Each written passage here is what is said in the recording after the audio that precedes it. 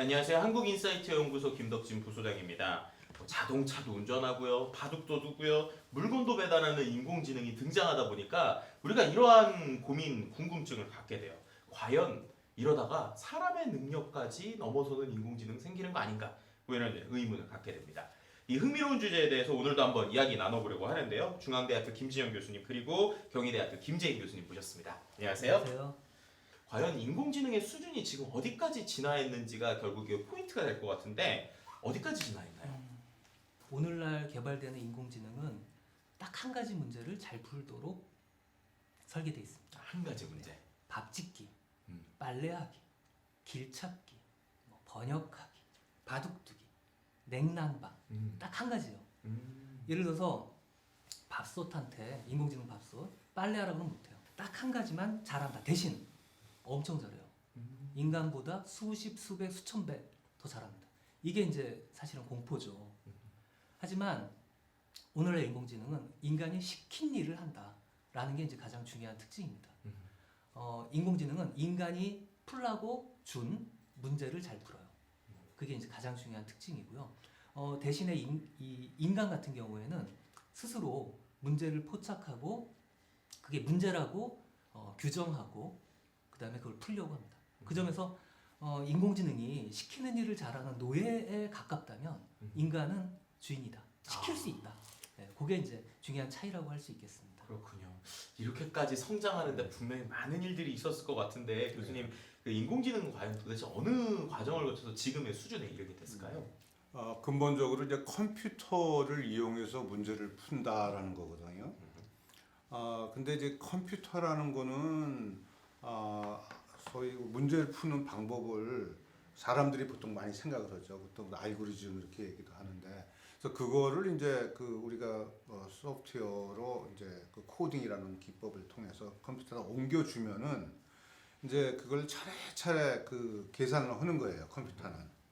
근데 그것을 보고 이제 밖에 사람들이 밖에서 그 컴퓨터가 차례차례 행동하는 걸 보고 이게 그 의사결정을 자동적으로 하네. 뭐 인지작용을 하네. 심지어는 뭐 창작을 하네. 이런 식으로 이제 의인화를 우리가 하는 겁니다. 사람이 오히려 네, 그렇게 해석을 하는 하는 거군요. 그러니까 근본적으로 벌어지고 있는 사건은 차례차례 알고리즘이 정해준 대로 수행을 하는 것뿐이거든요. 그러니까 인공지능을 만든다라고 하는 거는 알고리즘을 만들어서 넘겨주는 게 인간이 할 수 있는 유일한 방법입니다. 지금 현재 방법으로는.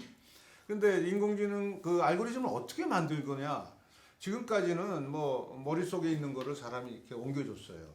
그래서 그런 식으로 이제 한 50년을 쭉 조금씩 발전해가지고 최근에 한 10년 안짝에 굉장히 복잡한 것도 그 학습을 시킬 수 있는 그런 기법들을 많이 발견했어요. 거기다가 이제 컴퓨팅 파워가 좋아져서 뭐 엄청난 양의 계산을 해낼 수가 있으니까 전 세계에 있는 컴퓨터가 다 연결돼 가지고 클라우드라고 해서 연결돼 가지고 동시에 그냥 한꺼번에 그 문제를 풀기 위해서 집중할 수도 있으니까 그런 식의 과정을 거쳐서 우리가 그 기계가 학습을 하는 데이터로부터 학습하는 이런 기법이 상당히 높은 수준을 내고 있습니다. 요즘에 그 벌어지고 있는 뭐 언론에 많이 나오는 그런 놀라운 사건들, 뭐 얼굴 인식을 99.9%의 인식을 한다든가, 무슨 뭐 그 인공지능이 아주 거짓말을 뭐 막 소설로 막 쓴다든가, 뭐 이런 식의 것들이 대부분 다 딥러닝이라는 기법으로 만들어진 거예요. 다시 말하면은 딥러닝이 그동안 한 50년, 60년간 쭉 인공지능이 별로 크게 성공 못하고 조금씩 정보하던 거를 그냥 딥러닝이 아주 큰 점프를 하도록 만든 그런 그 획기적인 사건입니다. 그렇군요. 그러니까 교수님 말씀을 들어보니까 정말 딥러닝으로 한마디로 도약을 맞이했다. 뭐 이렇게 인공지능이 도약을 맞이했다 이렇게 볼 수도 있을 것 같은데 아까 김재인 교수님 말씀해 주실 때 어쨌든 인공지능 한 가지 잘한다 이런 얘기 해주셨잖아요. 그 차이 말고 또 인공지능은 과연 어떠한 차이점이 또 있을까요? 문제가 생기면요, 그 문제를 푸는 어떤 과정, 이거는 인공지능이나 인간이나 되게 비슷하다고 얘기할 수 있겠어요. 사실 진짜 차이는 인간은 문제를 문제라고 느낀다. 그렇죠. 그에 반해서 인공지능은 그런 거 못해요. 문제를 문제라고. 이걸 풀어라. 되게 많은 조건을 주는 거죠. 우리 같으면 고양이와 어떤 아름다운 소리 이거 두 가지를 동시에 다룰 수 있는데 그렇죠. 인공지능은 그런 걸 못해요. 그래서 인공지능은 자기 의지, 자기의 어떤 목적, 목표 의식 이런 게 없다. 자유의지 이런 게 없다 이렇게 볼 수 있습니다. 그러면서 인간은 스스로 뭔가를 하려고 하고 어떤 문제라는 관점에서 보자면 자기가 문제를 포착하고 정리하고 근데 반면에 이제 그게 진화죠. 근데 인공지능의 경우에는 공학적인 사물입니다. 그래서 문제를 주면 잘 푼다. 무지 잘 푼다. 이렇게 볼 수 있습니다. 김지영 교수님, 만약에 인간이 인공지능한테 과제로서 감정이라는 걸 줬다라고 하면은 과연 인공지능도 인간처럼 감정을 느낄 수 있을까요? 글쎄요, 저 그 감정이라는 것 자체가 뭔가라고 생각해 보세요.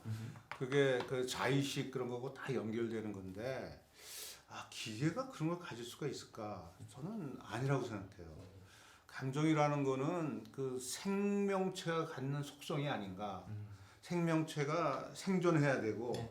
자손 번식하고 뭐 이런 것 때문에 생긴 어떤 것이 감정이다 이렇게 생각하거든요. 근데 기계는 생존을 하는 욕구도 없고 그러니까 감정이 있을 이유가 없고 그러니까 그러니까 감정 있는 것처럼 행동하게 할 수 있어요. 그렇죠. 있는 것처럼. 뭐 사랑하는 척하는 거게 만들 수 있고 네. 내가 화난 척하게 만들 수는 있지만 기계 자체가 감정을 가질 수가 없고 기계 자체가 자의식을 가질 이유가 없다라는 거거든요. 김지영 교수님은 철학적 관점에서 보실 때 어떠신 것 같으세요? 인간이요 외로운 것 같아요. 인간이 외롭다. 예, 그 어떤 사물에 네. 자기 감정을 쏟아부어요. 그래서 어떤 작은 애완동물 로봇이 약간만 감정 비슷한 걸 표현해도 뭐 동작이나 눈 반짝반짝 불빛 그래도 여기 뭔가 감정이 있다. 이렇게 자기 감정이입하고 아까 선생님 말씀 의인화하는 게 큰 것 같아요. 근데 사실은 대상에는 그런 게 없다. 오히려 인간이 세계를 사물을 어떤 대상을 그렇게 보려고 하는 거다. 저는 그렇게 봅니다. 네, 두 분의 말씀을 좀 듣다 보니까 이런 생각 정말 드는 것 같아요. 반대로 얘기하면 그렇기 때문에 이 감정이라는 것은 인간만이 가지고 있는 고유한 것이 아닌가라는 생각도 들고요. 그래서 이러한 감정들을 우리가 인공지능과 다르게 정말 소중히 여겨야 되는 것이 아닌가 이런 생각들도 좀 들어봤습니다.